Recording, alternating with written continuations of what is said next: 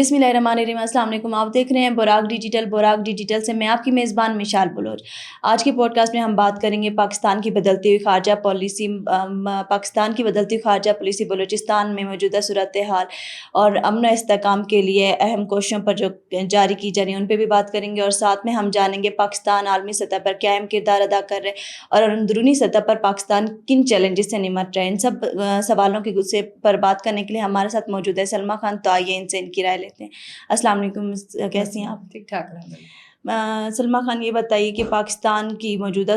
جو خارجہ پالیسی ہے اس میں عالمی سطح پر اس کو کیا اہمیت حاصل ہے؟ ایران اور جو امریکہ کے ساتھ پاکستان کے بیک وقت تعلقات ہیں ان میں ان کو کیا چیلنجز کا سامنا ہوگا؟ بسم اللہ الرحمن الرحیم۔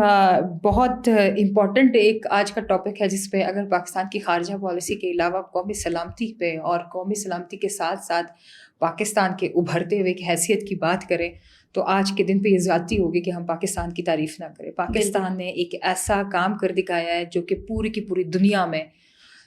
جتنے بھی 57-58 مسلم ممالک تھے جو کہتے تھے کہ ایران جو ہے وہ ایک اکلوتا بھائی رہ گیا ہے، اور وہ اکلوتا بھائی جو ہے وہ تمام دنیا کے جو جتنے بھی صہیونی قسم کے یا یہودی قسم کے لوگ ہیں یا وہ اسلام دشمن لوگ ہیں جن سے اکیلے لڑ رہا ہے، تو آج ان کو بتا دیتے ہیں کہ آپ لوگ کہتے تھے کہ 57-58 ملکوں کا اکیلا بھائی، تو 57-58 ملکوں کا اکیلا باپ بھی پیدا ہو گیا اور پاکستان ان کا باپ ہے۔ بالکل، پاکستان اسلام اور دین اور مسلمانوں کے نام پہ دفاع کرنے کے لیے جو اپنی پالیسی میں امینڈمنٹ کر رہا ہے، جو لوگوں کو بلا رہا ہے۔ سب سے بڑی بات تو کل یہ تھی کہ ڈونلڈ ٹرمپ نے ہمارے پی ایم صاحب کا جو تھا وہ ایک ٹویٹ تھا کہ انہوں نے کہا کہ مذاکرات کے لیے اسلام آباد کے دروازے آپ کے پاس کھلے ہیں، آپ آئیں مذاکرات کریں، کیونکہ ابھی جو سب سے بڑی جنگ ہو رہی ہے وہ ایران، اسرائیل اور امریکہ کے بیچ میں تھی، جس میں بہت بڑے نقصانات جو تھے وہ معاشی بدحالی تو تھی لیکن بہت بڑے مقام پہ بہت بڑے لیول پہ آ کے جو تھا وہ بے گناہ انسانوں کا ضیاع تھا۔ انسانیت کی بقا کی خاطر پاکستان نے جو بہت کلیدی کردار ادا کیا کہ جی ڈے جو وینس تھا، وہ جو ان کا نائب صدر ہے امریکہ کا، وہ پاکستان اس کی آمد، پھر آپ کے ایرانی قیادت کا آلریڈی پاکستان میں موجود ہونا، قطری قیادت کا ہونا، اس طرح روس کا ان کو ٹیلی فونک کنورسیشن کے لیے کہنا، اور تل ابیب میں بیٹھے ہوئے، روس میں بیٹھے ہوئے، چائنا میں بیٹھے ہوئے، امریکہ میں بیٹھے ہوئے، ایران میں بیٹھے ہوئے، ایون افغانستان اور سب سے بڑا ہمارا جو دشمن ہے انڈیا، اس میں بیٹھے ہوئے، تمام کے تمام سوشل میڈیا پہ ایک ہی شور ہے کہ پاکستان نے کر دکھایا اور پاکستان نے کر دکھا دیا۔ تیسری جنگ عظیم جو کہ کہہ رہے تھے کہ ایک تھرڈ ورلڈ وار کی طرف ہم جا رہے ہیں، ایک ایسا وار تھا جس کو چھیڑ دیا گیا تھا، اس کو روکنے کے لیے جو پاکستان نے کیا ہے وہ شاید کہ پوری کی پوری دنیا میں کوئی کر دکھاتا۔ اور یہ کیوں ممکن ہوا؟ کیونکہ پاکستان چاہتا یہ ہے کہ اس کی یہ قیادت ابھر کے سامنے آئے، اور ابھر کے سامنے آ بھی گئی ہے۔ فیلڈ مارشل صاحب کی اگر بات کی جائے، پرائم منسٹر کی بات کی جائے، موجودہ حکومت کی بات کی جائے، ہر دور میں جب یہ حکومت آتی ہے تو یہ کچھ نہ کچھ اچھا اقدام کر کے جاتی ہے۔ جیسے اگر میں ایٹمی دھماکوں کی بات کروں تو یہ انہوں نے ایٹمی دھماکے بھی اپنے اس میں کیے 1998 میں، جب انہوں نے چاغی میں پہلا ایٹم بم بنایا تو تب بھی نواز شریف کی گورنمنٹ تھی۔ میں تعریف نہیں کر رہی، ہر گورنمنٹ اپنے طریقے سے اچھا کام کرتی ہے۔ اس کے علاوہ سوئی گیس جب ڈسکور ہوئی تو نون لیگ نے وہ کیا۔ اب بھی کہ جو گورنمنٹ بیٹھی ہوئی ہے انہوں نے کر دکھا دیا۔ میں کہتی ہوں کہ کیا ہے کسی میں آج آئے نا، یہ جو قائد حزب اختلاف بیٹھے ہوئے ہیں، جو اپوزیشن لیڈرز بیٹھے ہوئے ہیں، جو صرف دھرنوں میں تیرا باپ اس کا باپ میرا باپ یہ کر کے بول رہے ہیں، آج آئیں نا ٹیبل ٹاک پہ۔ آپ اگر اسٹرانگ اپوزیشن کے بندے ہیں آئیں، اس طرح کی بات کر کے دکھائیں نا۔ اور یہ کہہ رہے ہیں کہ یہ سیاست ہے۔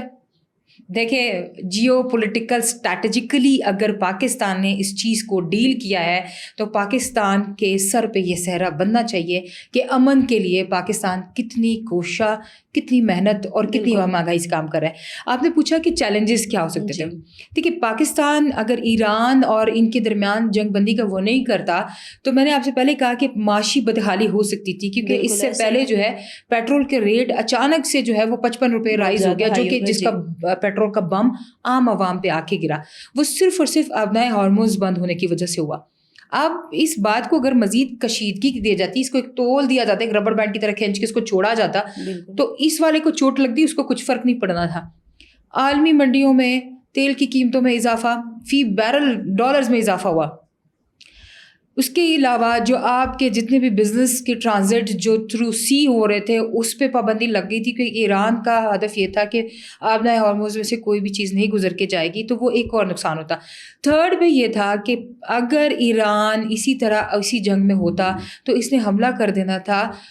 یو اے ای پہ یا سعودی عرب پہ۔ سعودی عرب کے ساتھ پاکستان کا جو معاہدہ ہوا ہے وہ ہوا ہے حرمین شریفین کی پاسداری کا، کہ وہاں پہ سیکیورٹی ان کی طرف سے، پاکستان کی طرف سے دی جائے گی۔ تو جہاں پہ پاکستان نے دیکھا اگر ایران سعودی عرب پہ حملہ کرتا، اور انہوں نے بہت چالاکی سے یہ کیا کہ انہوں نے طائف کا ایک جو علاقہ تھا وہ ان کو دے دیا تھا کہ یہاں سے ایران پہ حملے کیے جائے، لیکن طائف سے حرم پاک جو ہے، مکہ جو ہے، وہ صرف 95 کلومیٹر ہے۔ اگر طائف میں کچھ ہوتا ہے تو آٹومیٹکلی حرم میں ہوگا۔ تو اس چیز کو انشور کرانے کے لیے کہ پاکستان نے وہاں پہ بھی کلیدی کردار ادا کرنا ہے، یہاں پہ بھی کرنا ہے، صرف اس کا حل جنگ بندی ہی تھا، جس میں پاکستان نے ایک معاون، ایک مثبت کردار ادا کر کے دنیا کو دکھا دیا اور انڈیا کا تو منہ کالا کر دیا، جو کہ ہمارا دشمن تھا۔ کہاں ہے انڈیا؟ کہاں بیٹھا ہے وہ؟ صرف دھرندر مووی کے کچھ شارٹ کلپس بنا کے بلوچوں کو بدنام کرنے کے لیے بیٹھا ہوا ہے، یا پھر یہ کہہ رہا ہے کہ بلوچستان میں یہ ہو رہا ہے۔ اب چھوڑ دو بلوچستان کو، اب چھوڑ دو۔ اب پاکستان کے چاروں صوبے ایک ساتھ ہو گئے ہیں، پاکستان کی ساری عوام ایک ساتھ ہو گئی ہے، اور پاکستان کو آگے لے کے جانے کا ایک تہیہ کر لیا ہے، اور انشاءاللہ پاکستان بہت جلد مزید بھی کچھ اچھی ڈیولپمنٹس لے کر آئے گا۔ سلمیٰ مجھے یہ بتائیں کہ کچھ رپورٹس کے مطابق سننے میں ایسے کہ BLA کے کچھ جو عناصر ہیں وہ ایران اور افغانی سرحدی علاقوں میں جو ہے نا رہے ہیں، پناہ لے رہے تھے، تو اس صورتحال میں آپ کو کیا کہنا چاہیے کہ ایران کو اس صورتحال کو سنجیدگی سے لینا چاہیے؟ دیکھیے، میں بتانا چاہتی ہوں اپنے ناظرین کو کہ دیکھیں، ایک ہمارا بہت ہی جو کہتے ہیں کہ ایک ماؤتھ پیس اکاؤنٹ جسے میر یار بلوچ کہا جاتا ہے، جو کہ انڈیا کا ہینڈلر اکاؤنٹ ہے، نائلہ قادری کا بیٹا ہے، مرشد دلشاد ریسانی صاحب کی اولاد، جو کہ مجھے لگتا ہے کہ اللہ نہ کرے کہ میں اگر کوئی غلط الفاظ کہہ دوں جس کی وجہ سے اس کی وہ نہ ہو جائے، لیکن یہ ہے کہ یہ پچ کے دونوں سائڈ پہ کہہ رہا تھا، لیکن پاکستان نے کلین سویپ کر دیا۔ آپ انڈیا کی کیوں وہ کر رہے ہیں؟ آپ تو پاکستانی ہو، ریسانی ہو، بلوچ ہو، اگر آپ کو انڈیا نے شیلٹر دیا ہے تو آپ اپنے موجودہ حکومت جو آپ کی انڈیا میں بیٹھی ہوئی ان سے پوچھو نا کہ ان کا کردار کہاں پہ ہے۔ اگر آج اسلام آباد میں ایک ٹیبل پہ بیٹھ کے ایک معاہدہ سائن ہونے والا ہے سیز فائر کا، تو اس میں آپ کو کیوں آگ لگ رہی ہے؟ آپ کو کیوں تکلیف ہو رہی ہے؟ کیونکہ انڈیا جو ہے وہ دشمن تھا، اور دشمن کو ہم نے اچھی طرح سے ان کی چھٹی کا دودھ یاد دلا دیا ہے، ان کو اس کی 7 نسلیں یاد دلا دی ہیں، ان کو پتہ لگ گیا ہے کہ پاکستان سے بات کرنا یا پاکستان کو ہرانا جو ہے وہ ان کی ساری کی ساری انڈین فورس لگ جائیں، انڈیا کے سارے قومیں لگ جائیں، پاکستان کو کچھ نہیں کر سکتی۔ پاکستان ایک متحد قوم کی طرح انشاءاللہ آگے آتی رہے گی۔ انشاءاللہ مذاکرات کی میزبانی کی پیشکش کیا پاکستان کو عالمی سفارتکاری میں مزید مضبوط بنائے گی؟ بالکل، میں نے کہا کہ اسلام آباد کی سپیس دینا، یا اسلام آباد میں 2 ایسے حریف جو لڑ رہے ہیں، بالکل ان کے درمیان میں حکومتی مطلب ایک کہہ سکتے ہیں کہ عالمی سطح پہ ایک جنگ ہو رہی ہے، اس جنگ کو ختم کرنے کے لیے وہی اداروں کے لوگوں کو، انہی حکمرانوں کو ایک ٹیبل پہ بلانا، اور اس ٹیبل پہ بلا کے ان سے مذاکرات کی بات کرنا، یہ کوئی معمولی بات نہیں ہے۔ یہ میں اور آپ تو ادھر بیٹھ کے ٹیبل پہ بات کر سکتے ہیں، لیکن آپ اپنے دشمن کو سامنے بٹھا کے ان سے مذاکرات کی بات کروا رہے ہیں، تو یہ کون کرا رہا ہے؟ ہوگا کوئی مرد مجاہد، ہوگا کوئی عالم اسلام کا کوئی ایسا پاسدار سپہ سالار جو بیٹھا ہوگا، جو ان کو روکے گا بھی، جو ان کو ٹوکے گا بھی، اور جو ان کو بولے گا بھی۔ یہ سفارتی تعلقات نہ صرف پاکستان کے لیے امپورٹنٹ ہے۔ دیکھیے، پاکستان مفاد کی جنگ نہیں کر رہا ہے یہاں پہ۔ اگر مفاد کی جنگ بھی کر رہا ہے تو ٹھیک ہے، اپنے مفادات جو ہیں وہ اس کی صرف اور صرف اپنے پاکستانی قوم کے لیے، یہ صرف ایک فیلڈ مارشل کے لیے یا ایک شہباز شریف کی حد تک نہیں ہے، یہ پوری کی پوری قوم کے لیے ہے، اور پوری کی پوری قوم کو متحد کرنے کے لیے جو ابھی کی یہ اسٹریٹجی لی گئی ہے، سب بیسٹ اسٹریٹجی، اور پاکستان ہمیشہ زندہ باد اور کرتا رہے گا انشاءاللہ یہ کام۔ یہ بتائیے، بلوچستان میں سیلاب سے نمٹنے کے لیے حکومت کیا اقدامات کر رہی ہے؟ دیکھیں، ابھی حالیہ وہ اس میں یہ باتیں سرگش کر رہی ہیں کہ بہت زیادہ جو ہے وہ ہیوی رینز کا، یا پھر طوفانی تودے گرنے کا، یا بہت زیادہ جو ہے وہ پانی کے فلو کا بہت زیادہ خطرہ ہے، جس میں PDMA کی طرف سے ہائی الرٹ جاری کر دیا گیا ہے وہ نشیبی علاقوں کے لیے، جہاں پہ پانی کا فلو جو ہے وہ ایسے سلوپ کی طرح آتا ہے اور پوری کی پوری گاؤں کو لے کے جاتا ہے، تو ان جگہ کو خالی کرنے کا،